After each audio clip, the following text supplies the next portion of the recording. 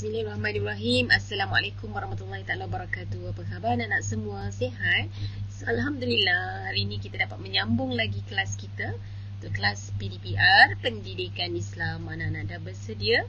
Ustazah mengharapkan anak-anak sentiasa bersedia dan bersemangat untuk meneruskan kelas kita pada hari ini. Baik anak-anak, apa topik yang kita nak belajar pada hari ini? Alhamdulillah Ustazah memilih bidang akidah. Di bawah tajuk kesinambungan daripada tajuk sebelum ini, iaitu nama-nama Allah Asmaul Husna. Sebelum ini Ustazah ajar tentang Ar-Raqib. Anak-anak ingat lagi apa maksud Ar-Raqib? Ya betul, Ar-Raqib itu Maha Mengawasi. Jadi topik hari ini adalah nama Allah Asy-Syahid. Asy-Syahid. Asy-Syahid. So apa makna Asy-Syahid anak-anak? Baik anak-anak, kita sama-sama belajar pengertian Asy-Syahid. Okey, maksud Asy-Syahid yang pertama kita nak belajar pada hari ini ialah nama Allah Subhanahu Wa Taala. Asy-Syahid adalah nama Allah yang menunjukkan bahawa Allah Subhanahu Wa Taala Maha menyaksikan segala perbuatan dan mendengar segala ucapan makhluk serta tiada sesuatu pun yang tersembunyi daripadanya. Kat sini nak bagi tahu kehebatan Allah Subhanahu Wa Taala dari sudut menyaksikan tadi, iaitu Allah menyaksikan segala perbuatan, Allah menyaksikan perbuatan kita, dan Allah dengar segala ucapan makhluk serta tiada sesuatu pun yang tersembunyi daripadanya. Maksudnya tak pernah tercicir daripada kesaksian Allah. Apa yang kita lakukan, apa yang kita cakap, apa yang kita perbuat tidak akan tercicir langsung. Start daripada kita mula hidup, start daripada sehinggalah kita kematian kita, sehinggalah ke hari kiamat anak-anak, sehinggalah ke hari perhitungan kita nanti, sehinggalah kita dihisap nanti, semuanya dalam pengetahuan dan penyaksian Allah. Jadi begitulah Allah Asy-Syahid, ya? Tidak akan ada yang tercicir daripada pengetahuan Allah Subhanahu Wa Taala. Baik anak-anak, seterusnya ialah dalil nakli nama Allah Asy-Syahid. Dalil nakli, dalil yang bersumber daripada wahyu Allah, sama ada Al-Quran dan ataupun hadis Nabi. So kita akan bawa dua dalil daripada Al-Quran dan daripada hadis Nabi. Okay, daripada Al-Quran surah Al-An'am ayat ke-19 yang berbunyi A'udzu billahi minasyaitonir rajim. Bismillahirrahmanirrahim. Qul ayyu syai'in akbaru syahadah. Qulillahu syahidun baini wa bainakum. Shadaqallahul azim. Apa maksudnya? Bertanyalah, apakah sesuatu yang lebih besar persaksiannya? Katakanlah Allah menjadi saksi antara aku dengan kamu. Maksudnya, persaksian apa lagi yang lebih utama, lebih hebat, lebih besar kalau tak persaksian dengan Allah? Jadi katakanlah, Allah kata, Allah yang menjadi saksi antaraku dengan kamu. Jadi kalau dah Allah menjadi saksi, tak boleh nak kata apalah, macam itu. Baik. Seterusnya daripada hadis Nabi SAW, Abu Hurairah radhiyallahu anhu meriwayatkan bahawa Rasulullah SAW bersabda, Inna rajulan min Bani Israel sa'ala ba'da Bani Israel an yuslifahu alfa dinar faqala i'tini bisyuhada ushhiduhum faqala kafa billahi syahida. Apa maksudnya? Sesungguhnya seorang lelaki daripada Bani Israel telah meminta daripada salah seorang mereka untuk meminjam wang sebanyak 1,000 dinar.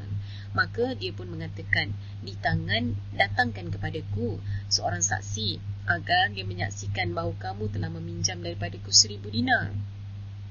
Maka lelaki tersebut pun menjawab, cukuplah hanya Allah menjadi saksi. Ya, jadi kalau dah Allah yang menjadi saksi, kita jadi kuatlah, sebab Allah, kalau kita yakin betul Allah yang menjadi saksi, kita akan rasa nanti akan ada Allah. Kalau dia menjadi saksi, dia akan buktikan yang kita memang ada hutang dengan dia. Contohlah cukup hanya sekadar Allah sebagai saksi. Situasinya, kalau kita gaduh-gaduh ke apa ke kan, kalau kita tak buat, tak tahu dah nak datang sumber daripada mana, saksi lain tak ada, kita bercakap dia Allah je lah yang jadi saksi. kan. Itu adalah kira penghujung lah tu. Penghujung dah tak tahu dah nak cari makhluk yang mana, nak cari manusia mana nak jadi saksi kita. Last kita akan cakap biarlah Allah yang menjadi saksi. Jadi kita akan rasa lega sendiri sebab kita tahu kita tak bersalah. Contoh kan, kita akan buat juga macam mana sekalipun dan kita menganggap cukup Allah yang menjadi saksi untuk kita. Kalau dah Allah menjadi saksi untuk kita tu, biasanya kita berada di pihak yang benar. Tidak, sebab kita tahu, kita yakin kalau Allah jadi saksi, Allah akan buktikan nanti yang kita adalah di pihak yang benar. Kita kalau dalam kes ini, kita akan jelaskan hutang tu. Macam tu ya. Tak perlu saksi yang lain, cukup dengan Allah sahaja. Sebab Allah lah yang paling utama, saksi utama. Kan? Baik anak-anak, bukti Allah bersifat asyahid. Bukti Allah bersifat asyahid ini, untuk kita punya buku teks ini, anak-anak boleh rujuk semula. Ada di bawah 4 bukti kalau tak salah ada 4 bukti Allah bersifat asyahid. Antaranya Allah Subhanahu Wa Taala menjadi saksi perutusan Rasulullah Sallallahu Alaihi Wasallam ke atas umatnya. Maksudnya Allah sendiri yang jadi saksi, diutuskan Nabi Muhammad kepada umatnya sebagai Rasul. Dalil dia daripada surah Al-Fatih ayat 28 yang berbunyi, A'udzubillahi minasyaitanirrajim. Huwallazi arsala rasulahu bilhuda wa dinil haqq liyuzhirahu 'ala ad-dini kullih wa kafaa billahi shahida. Maksudnya, dialah yang telah mengutus Rasulnya dengan membawa petunjuk dan agama yang benar. Maksudnya Allah cakap, dialah yang mengutuskan Rasulnya. Rasulnya itu pula membawa petunjuk dan agama yang benar, supaya dia memenangkannya ke atas segala bawaan agama yang lain. Maksudnya mengatasi agama-agama yang lain. Memang agama yang dibawa oleh Nabi Muhammad inilah agama yang benar. Dan cukuplah Allah menjadi saksi. Tak perlu pun saksi yang lain. Cukup Allah saja menjadi saksi bahawa itulah Rasulnya dan itulah ajaran yang dibawa, petunjuk yang membawa agama yang benar, membawa petunjuk dan agama yang benar tadi. Jadi tak perlu saksi yang lain pun, cukup Allah sebagai saksi. Baik itu menunjukkan Allah ini yang menjadi saksi atas perutusan Nabi Muhammad sebagai Rasul kepada umatnya. Okay. Yang kedua, Allah Subhanahu Wa Taala Maha menyaksi dan menghitung segala amal perbuatan manusia. Dalilnya dari surah Al-Mujadalah atau Al-Mujadilah ya. Ada yang kata Mujadalah, ada yang sebut sebagai Mujadilah, yang berbunyi, A'udzubillahi minasyaitanirrajim. Yawma yab'atsuhumullahu jami'an fayunabbi'uhum bima 'amilu ahsahullahu wa nasuh wallahu 'ala kulli syai'in syahid. Maksudnya, semasa mereka semua dibangkitkan hidup semula oleh Allah, lalu diterangkan kepada mereka segala yang mereka telah kerjakan, Allah telah menghitung amal-amal mereka itu satu persatu, sedang mereka telah melupakannya, dan Allah menjadi saksi akan tiap-tiap sesuatu. Manusia dah lupa dah apa yang dia buat, tetapi Allah kata Allah dia saksi. Allah akan hitung segala amal perbuatan manusia semasa di dunia dulu, apa yang mereka buat dulu. Jadi Allah yang menjadi saksi. So mana kita nak lari ni, sebab Allah yang jadi saksi semua amal perbuatan kita. Kalau Allah saksikan yang baik, baiklah yang kita dapat. Kalau buruk yang kita buat semasa di dunia, buruk yang kita dapat. Sebab Allah yang menjadi saksi atas segala amal perbuatan kita. Baik, seterusnya anak-anak, Allah Subhanahu Wa Taala sahaja yang menjadi saksi atas segala perkara yang nyata atau yang tersembunyi. Allah Subhanahu Wa Taala berfirman dari surah Fussilat ayat 53 yang berbunyi, A'udzubillahi minasyaitanirrajim. Awalam yakfi bi rabbika annahu ala kulli syai'in syahid. Belumkah cukup bagi mereka bahawa Tuhanmu mengetahui dan menyaksikan tiap-tiap sesuatu? Tak cukup lagi ke, Allah tanya, bahawa Tuhan tahu, Tuhan saksikan tiap sesuatu. Tiap sesuatu itu sama ada yang nyata Allah tahu, yang tersembunyi pun Allah tahu. Yang nyata apa yang kita buatlah. Yang zahir, yang tersembunyi, apa yang ada di fikiran kita, apa yang ada di hati kita, Allah tahu. Allah akan saksikan semuanya. Allah akan menjadi saksi atas semuanya. Jadi mana lagi kita nak larikan diri kan? Sebab Allah ini sampai keikhlasan Allah tahu. Yang kita buat, malaikat boleh tahu kan? Malaikat catat amal kebaikan kita berdasarkan apa yang kita niat. Tetapi niat kita itu belum tentu lagi ke arah keikhlasan. Niat kita kata niat aku nak buat baik contohnya kan, tapi Allah tahu sampai ke sudut lub hati kita tu, lubuk hati, peringkat hati yang paling dalam tu, dia tahu keikhlasan kita. Kita buat tu kerana makhluk ataupun kerana betul-betul kerana redha Allah. Itu maksudnya Allah lah yang jadi saksi. Sebab malaikat sini tak dapat nak ukur ke sudut itu. Jadi begitu anak-anak, Masya Allah, kita nak sembunyi kat mana semua benda tu kan. Semua kalau kita teliti betul-betul, Masya Allah, Allah maha mengetahui dan maha menyaksikan semua benda yang kita buat.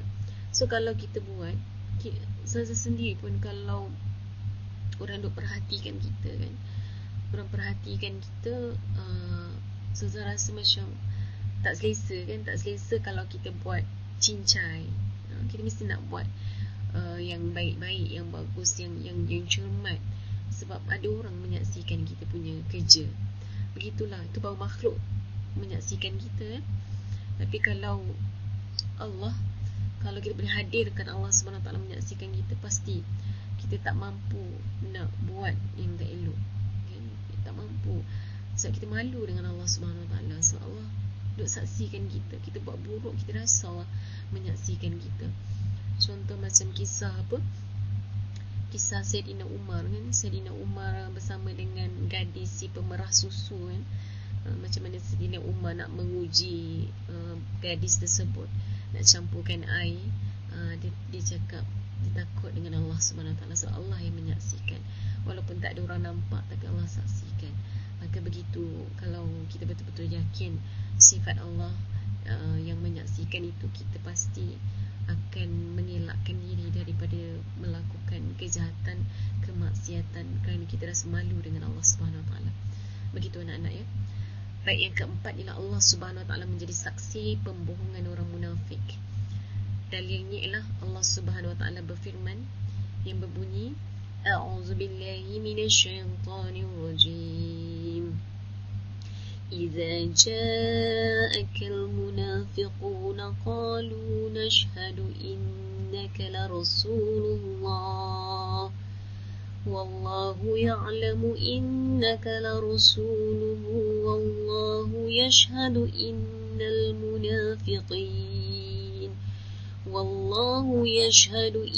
المنافقين لكاذبون.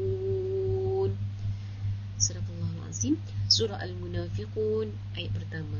Maksudnya, apabila orang munafik datang kepadamu, mereka berkata, datang kepada Rasulullah, kami mengakui bahawa sesungguhnya engkau sebenar-benarnya Rasulullah, dan Allah sememangnya mengetahui bahawa engkau ialah Rasulnya, serta Allah menyaksikan bahawa sesungguhnya pengakuan mereka adalah dusta. Maksudnya, walaupun orang munafik ini datang mengakui sendiri yang Rasulullah itu adalah sebenar-benar Rasul, Islam itu adalah sebenar-benar agama, tetapi Allah mengakui, buat pengakuan bahawa mereka sebenarnya berdusta. Apa yang zahir di mulut mereka, di lisan mereka, tidak sama dengan apa yang ada di hati mereka. Itu membuktikan Allah menjadi saksi pembohongan orang munafik.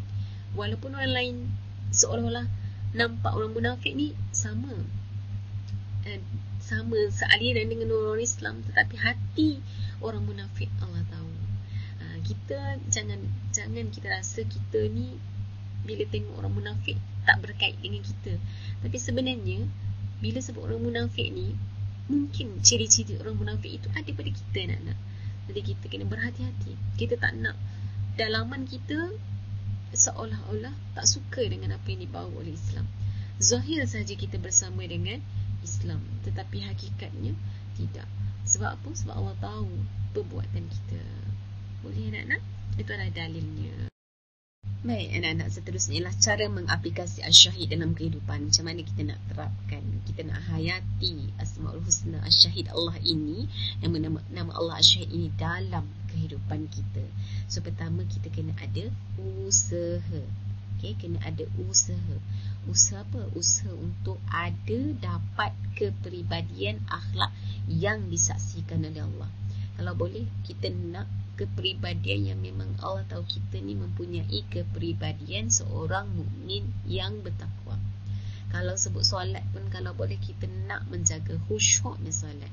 Bila hati kita lari sahaja ataupun berpaling sahaja daripada khusyuk, kita cepat-cepat panggil semula hati untuk kembali khusyuk kepada Allah. Semata kerana apa? Semata-mata untuk kita menjaga, kita usaha untuk kita dapatkan kepribadian yang kalau boleh Allah tahu kita memang berusaha untuk mendapat redha Allah. Macam tu anak-anak. Ustazah pesan ni bukan untuk anak-anak saja, tapi untuk diri Ustazah juga. Yang kedua ialah kita nak awasi hati kita untuk sentiasa ikhlas kepada Allah. Sebab tadi saya sebut, hati kita tu Allah tahu. Di loop peringkat yang paling dalam sekali tu ialah di bawah pengetahuan Allah. Keikhlasan, duduk ikhlas tu di loop. Sebab hati ni dia ada 4 peringkat kan. Dia ada sadru, dia ada qalbu, dia ada fuad, dia ada loop. Loop tu yang paling dalam. Kalau fuad tu setakat fuad je malaikat boleh pergi. Tapi kalau loop tu Allah saja yang tahu. So keikhlasan kita berada di loop. So kita kena awasi hati kita. Kalau kita rasa berpaling kepada makhluk, kita kena cepat-cepat, ya Allah, beristighfar. Aku ni bukan buat kerana makhluk, tapi aku buat kerana-Mu.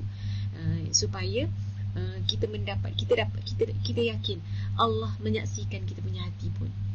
Supaya kita sentiasa berhati-hati dengan hati, bukan berhati-hati dengan kepribadian, nak jaga kepribadian fizikal kita saja, tapi terutamanya hati kita. Sebab kita yakin Allah turut menyaksikan sampai ke lub kita, ke hati kita.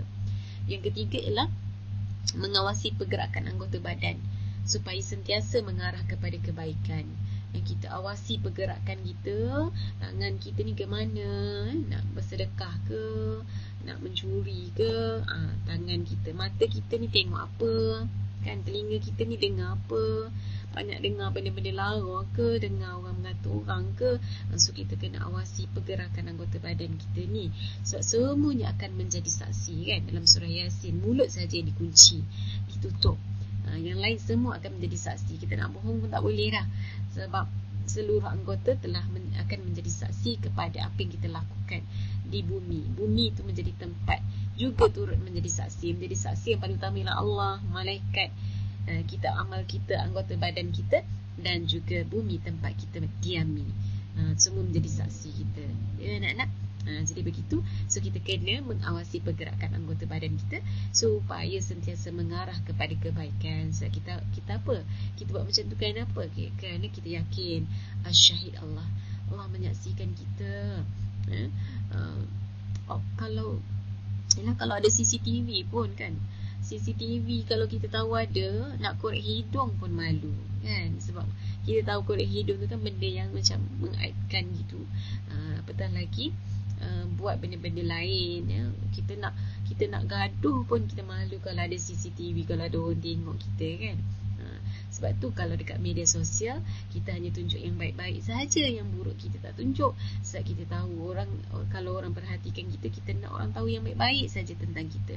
Jadi kalau makhluk pun kita boleh nak macam tu, apa kata kita melahirkan dalam hati kita Allah Subhanahu Wa Taala sentiasa menyaksikan kita ya. Macam Ustazah buat sekarang ni, Allah menyaksikan apa yang Ustazah lakukan, tengah buat video untuk anak-anak pula dengar betul-betul tak video Ustazah kan. Ada mungkin hanya tengok buku saja, bila Ustazah amanahkan untuk tengok video, tengok pun tak habis kadang-kadang ya. Kalau ada masalah tak cakap dengan Ustazah, memang tak nak tengok, tak nak belajar, semua tu disaksikan oleh Allah Subhanahu Wa Taala. Bukan semudah yang kita sangka.